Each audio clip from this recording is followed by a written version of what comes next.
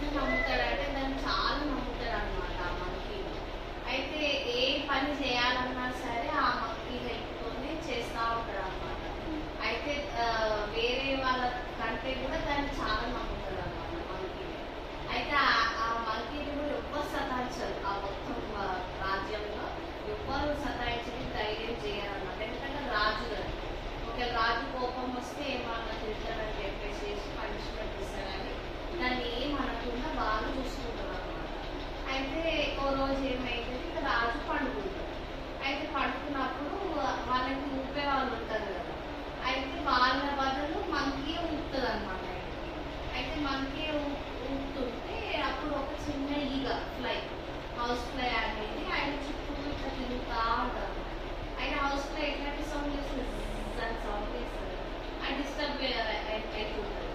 అయితే ఆ డిస్టర్బెన్స్ అవుతుందని అది ఏం చేస్తుంది, మనకి దాన్ని ఎల్లగొట్టడానికి ట్రై చేస్తుంది అనమాట. ఇట్లా చేతులు షూ అనుకుంటా ఎల్లగొట్టడానికి ట్రై చేస్తుంది, కానీ అది పోదు, మళ్ళీ పోయినట్టు పోతుంది, మళ్ళీ వస్తుంది అనమాట. అయితే ఇక ఏం చేస్తాడు, ఇక మనకి ఏం చేస్తుంది అంటే ఇది ఇట్లా రాదని ఒక కత్తి తీసుకొస్తుంది. ఒక కత్తి తీసుకొచ్చి ఆ హౌస్ ఫ్లైని చంపేద్దామని ట్రై చేస్తుంది అనమాట. కాకపోతే అది ఏడ తిరుగుతుంది, రాజు బాడీ దగ్గరనే తిరుగుతా ఉందన్నమాట. అంతే అవుతుంది. అయితే ఆ హౌస్ ఫ్లైని కొట్టబోయి ఆ రాజునే అది చంపేస్తుంది అనమాట. అది స్టోరీ, మన స్టోరీ. సో ఈ స్టోరీలో మనం నేర్చుకోవాల్సిన నీతి ఏంటంటే మనం దేన్ని కూడా అంత ఈజీగా నమ్మొద్దు. సో ఇంకోటి ఏంటంటే అలాంటి యానిమల్ అయితే అసలుకే నమ్మొద్దు. ఎందుకంటే మనకి చాలా ఫ్లక్చువేటింగ్ యానిమల్, చాలా అది స్టేబుల్గా ఉండదు, ఇక్కడ నుంచి అక్కడ దుంకడము అలా అన్ని చేస్తూ ఉంటుంది. కాబట్టి అలాంటి యానిమల్ని నమ్మొద్దు. అట్లనే యానిమల్ అనే కాదు, ఎవరినైనా సరే నమ్మొద్దు. ఎవరిని కూడా అంత ఈజీగా గుడ్డిగా నమ్మొద్దు అనమాట. మనకి దేవుడు తెలివిచ్చిన ఆ తెలివిని యూజ్ చేసి దేన్ని నమ్మాలి దేన్ని నమ్మొద్దు అనేది ఆలోచించి దాన్నే నమ్మాలన్నమాట. అది నీతి.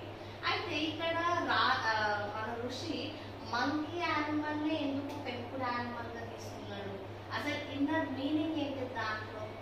అది మంచిగా ఉంటదేమో అని తీసేసుకుంది. అది ఇంటికి వచ్చిందంటేమో పిచ్చి పిచ్చి తాతలు అవన్నీ. నేను అడిగేది ఏంటంటే ఋషి స్టోరీలో మంకీ అనే యానిమల్ ని ఎందుకు తీసుకున్నాడు, వేరే యానిమల్స్ ఎందుకు తీసుకోలేదు అని అంటే అది నచ్చలేవు, అది దుంకుతుంది కాబట్టి. సో ఇక్కడ ఏంటిది అని అంటే అది దుంకుతుంది, కరెక్టే. అయితే ఆ మంకీ దేని రిప్రజెంట్ చేస్తుంది అంటే మన మైండ్. సో మన మైండ్ కూడా ఏంటిది, చాలా అన్స్టేబుల్ ఉంటుంది. ఒకసారి ఒకటి ఆలోచిస్తుంది, ఇంకోటి ఆలోచిస్తుంది. ఇప్పుడు ఒక పని చేయకపోతే మనకు టీవీ చూడకపోతే అది అట్లనే ఫోన్ చూడకపోతే, సో అట్లా చాలా ఫ్లక్చువేటింగ్ ఉంటుంది అనమాట మన మైండ్ కూడా.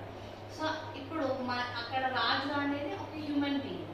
ఆ హ్యూమన్ బీయింగ్ మైండ్ని బాగా నమ్ముతాడు అనమాట. మైండ్ని బాగా నమ్మి పని చేస్తూ ఉంటాడు. బట్ ఆ మైండ్ని నమ్మినప్పుడు ఏంటంటే మనకి పీస్ అనేది రాదు, అంటే మనశ్శాంతి ఏదైతే కావాలో రాదు.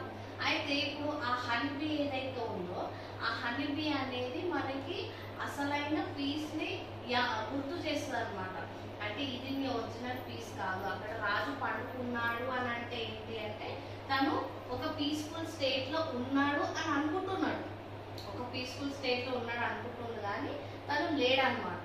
అయితే అదే ఆ హనీబీ వచ్చి డిస్టర్బ్ చేసి గుర్తు చేస్తూ ఉంటుంది, నువ్వు ఇది పర్మనెంట్ హ్యాపీనెస్ కాదు అని చెప్పేసి గుర్తు చేస్తుంటది. అయితే అది గుర్తు చేసినప్పుడు మన మైండ్ ఏమంటది, పో అని దాన్ని అవాయిడ్ చేస్తూ ఉంటుంది అనమాట. సో అట్లనే ఆ ప్రాసెస్ లో ఏమైతుంది, మనమే లాస్ లో ఉండిపోతాం అనమాట. అందుకని చెప్పేసి మనకి ఎప్పుడైతే అలాంటి సిగ్నల్స్ వస్తాయో ఇది నీ పర్మనెంట్ హ్యాపీనెస్ కాదు అని, సో అలాంటప్పుడు మనము దాన్ని సీరియస్ గా తీసుకొని మన పర్మనెంట్ హ్యాపీనెస్ ఎక్కడైతే ఉందో దాన్ని వెతికి మనం దాన్ని ఫాలో అవ్వాలన్నమాట. ఓకే, సో ఇది అసలైన ఋషి చెప్పాలనుకుంది. సో రాజు ఏమో మనిషిని రిప్రజెంట్ చేస్తున్నాడు, మంకీనేమో మైండ్ రిప్రజెంట్ చేస్తుంది, హనీబీ ఏమో ఒక ట్రిగరింగ్ అనమాట. అంటే ఇది నీ పర్మనెంట్ హ్యాపీనెస్ కాదు అని ట్రిగరింగ్ చేయడానికి యూజ్ చేస్తుంది.